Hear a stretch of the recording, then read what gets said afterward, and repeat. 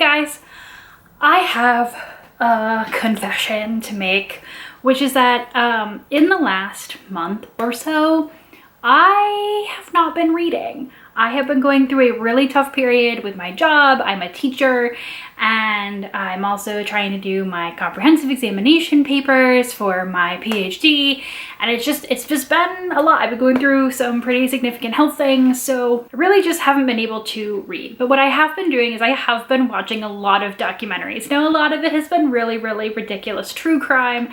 However, some of it has been some really good history documentaries, and so this is kind of going to be like a reverse books to documentary, where sometimes I'm like, oh, let's talk about this book and the documentary that's based on it. But instead, I have been watching the new Turning Points, the Cold War and the Bomb series on Netflix. Turning Points is a wonderful series. They previously did one on 9/11, which genuinely just made me cry. It was so well put together. And I have been obsessed with this new 9-episode, basically connecting not only, you know, the Cold War and the bomb, right? Because people say the dropping of the bomb in Hiroshima and Nagasaki was not the last act of World War II, but the first act of the Cold War. But then tracing all of those events all the way into the current Russian-Ukrainian war. And I have some books that I have read in the past that I think would be of interest to people who are also enjoying this documentary. Now, these are certainly not comprehensive. There might be better books out there on these subjects. I'm not sure. I just want to give you a couple of the ones that I've read and enjoyed on a couple of different time periods that are covered in this documentary, which again starts with the dropping of the bomb in like the 1940s and goes all the way to today. So it's covering a lot of ground, but I figure this might be interesting if you're looking for a book to pick up if one or potentially more of these areas really sparked your interest. So obviously this list would be missing something massive if I didn't talk about American Prometheus, The Triumph and Tragedy of J. Robert Oppenheimer by Kai Bird. So obviously if you want to know anything about the man who was the driving force behind the bombs that were dropped in Hiroshima and Nagasaki, this is the book for you. I will also say that reading the book gives you far more insight into the parts that are really papered over in the movie adaptation, which, while very good, and I've talked about that at length, don't really talk about his transition or really show as much of his transition, I'll say, into someone who was very like anti-nuclear weapon. Like, he knew what he'd created and he did not think that the world needed any more of them, and that nuclear energy should be far more controlled and that bombs should be more controlled. And basically how Robert Oppenheimer may also have been one of the smartest, like book smart people to ever live, but some of the most people dumb decisions I've ever seen a smart person make. So it is true, book smarts and people smarts, not the same thing, and he's proof. If you don't want to commit to something quite as large or one-sided as the Oppenheimer biography, there is also Countdown 1945, The Extraordinary Story of the 116 Days That Changed the World by Chris Wallace. This is literally a slowed down picture of the 116 days leading up to the bombing of Hiroshima from multiple perspectives. So you see the government perspective, the perspective of people who are living in Hiroshima, the perspectives of scientists, regular people, GIs. It is technically nonfiction, but it really reads like a series of almost short stories or short perspectives that bleed together into a narrative. This one's not a long book at all, and while it's not my favorite, but again, I really like some dense nonfiction, it is more of a story form, more gut-wrenching and more perspective-driven story about what leads up to the dropping of the bomb and the decisions to do that and how they affected all of these different people who are involved. One book that has been very interesting to me is In the Shadow of Fear, America and the World in 1950 by Nick Bunker.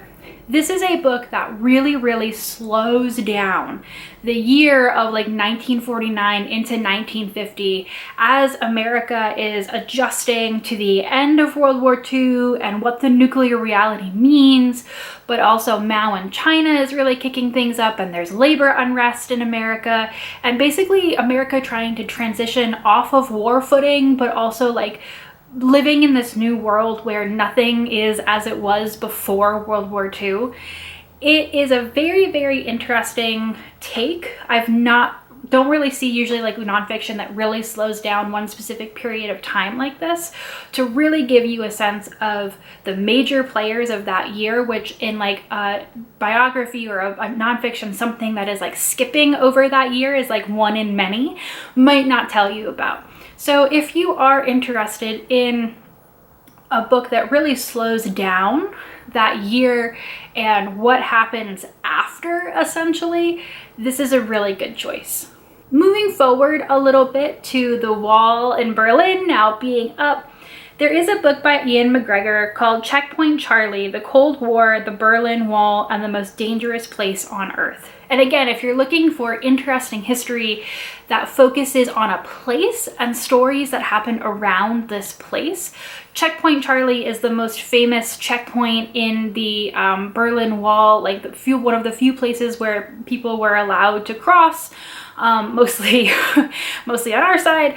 But it basically takes the place of Checkpoint Charlie as the focal point for the story and basically tells you about the stories of people who passed through legally and what they were doing there, passed through illegally and how they tunneled through or took a hot air balloon over, or, you know, the different people who were going back and forth and trying to like mediate the situation, and the spies going back and forth, and the families torn apart by Checkpoint Charlie. It's a really, really interesting book. I haven't read it in a while now, but when I was watching the Turning Points documentary, it was one of the books that immediately came back to me, and the different, especially the stories of East German families who did incredible things, tunneling under, flying over to be reunited with their families in West Germany. So if that is something that you're interested in exploring more, that's a really good book for that. The documentary also touches briefly on how President Bush is presiding when the wall comes down, and Condoleezza Rice has that quote where she goes, you know, she tells him, and he's being told that he should go to Berlin and, you know, basically celebrate this moment, and he goes to do what? Dance on top of the wall. And how he was very committed to having a very even-keeled presentation in the light of the wall coming down so suddenly. And he was really, really criticized for that at the time, but as things have rolled forward, it's become like a good decision in hindsight, essentially. And one of the books covering that and the reasons for that decision and why the view on that has kind of changed is talked about in When the World Seemed New, George Bush and the End of the Cold War by Jeffrey Engel. And this was a really interesting take on, again, that period in time where, like, right before the wall comes down, as it comes down, and right after, where George H.W. Bush has a lot of decisions to make very quickly about how he is going to respond to very, very fast moving events, and the decisions that he makes and why they were unpopular at the time, but also why they made them, and basically what it meant for that moment.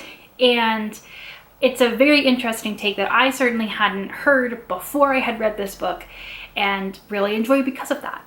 So I have two different books that I want to talk about that could give more insight into this, you know, the larger trajectory that the Turning Points documentary is really trying to get into, which is like this huge Cold War history that has led us to Russia and Ukraine fighting each other today.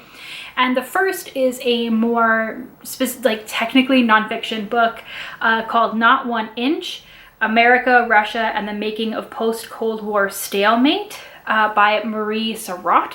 And if that name sounds familiar, it's because she is actually in the documentary. She is one of the many authors that is speaking in the documentary. And I think actually the tagline at one point that appears under her name, at one point it's Not 1 Inch, and then there's another book as well. So I know she has written other stuff. But I wanted to talk about Not 1 Inch because this is one of the first books that was able to get access to some previously classified documents from the Clinton administration specifically, and put together more of a contemporary link to, you know, from the Cold War, which had a lot of stuff declassified, and for whatever reason, the Clinton library rather, had been holding on to a whole bunch of stuff for a while, and she's finally able to dig into it and explain what this like Russian-Ukrainian policy from the Clinton administration and moving forward is able to tell us about what's happening right now. If you're looking for one book that does a lot of the work that the Turning Points documentary does, this is probably it out of all of the books that I've mentioned.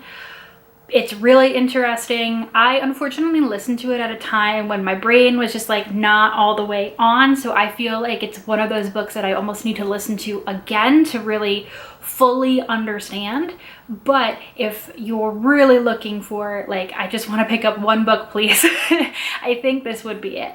And I want to end on, I think, one of the best books in this list, which is Lessons from the Edge by Marie Yovanovitch. If that name sounds familiar, it's because she was our ambassador to Ukraine who was fired during the Trump administration.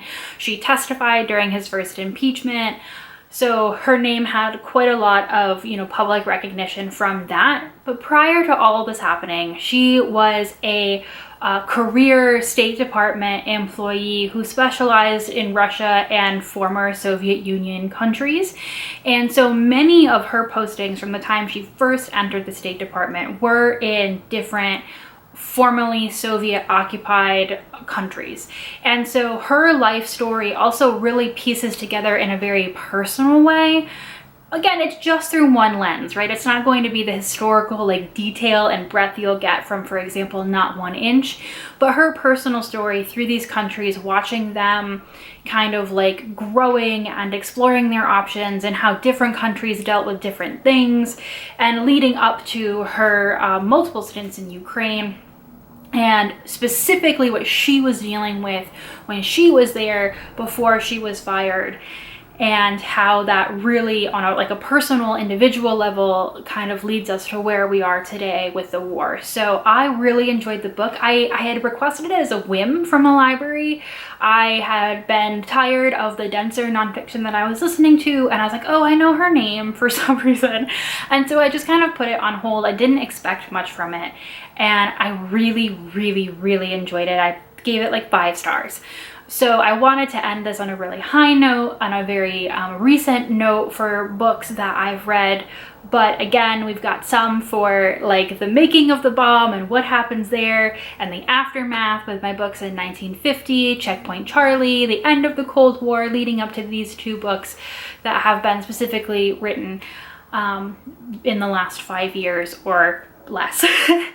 So those are just, again, some books that I've read that I can recommend to you. I don't imagine that this list is exhaustive, and so if you have other recommendations, you can leave them down in the comments, both of books or documentaries that you think any history lover who really enjoyed this series should also read or watch.